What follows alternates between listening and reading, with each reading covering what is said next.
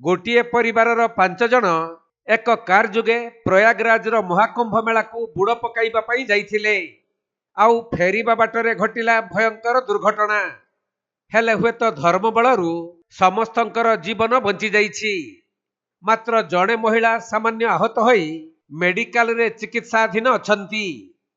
तबे द्रुत गति रे आसुथबा कारटी भारसाम्य हराई दुर्घटनाग्रस्त होइतबा बेले कारटी भांगीरुजी चुरमार होई जाइछि।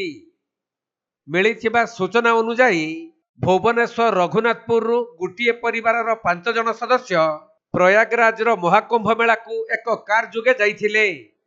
आउ सेठारु फेरुथबा समय रे संबलपुर कटक 55 नंबर जातीय राजपथर चारमाल थाना अंतर्गत नुआपड़ा ब्रिज निकटरे घटिथिला दुर्घटना। जहाँकि अति द्रुत गति रे थिबा कारटी भारसाम्य हराई नुआपड़ा ब्रिज निकटरे उलटी पड़िथिला। फलरे कारटी भांगीरुजी चुरमार होई जाइथिले भी कार भितरे थिबा समस्तंकर जीवन बंची जाइथिला। मात्र रघुनाथपुर ग्रामर सौभागिनी राउत नामनी जने महिला सामान्य आहत होइथिले। खबर पाई पुलिस घटनास्थल रे पहुंची उलटी पड़िथिबा कारटी को उठाइबा सह आहत महिला को उद्धार करी एम्बुलेंस जुगे चारमाल डाक्तरखाना को नहीं भर्ती करिसंती।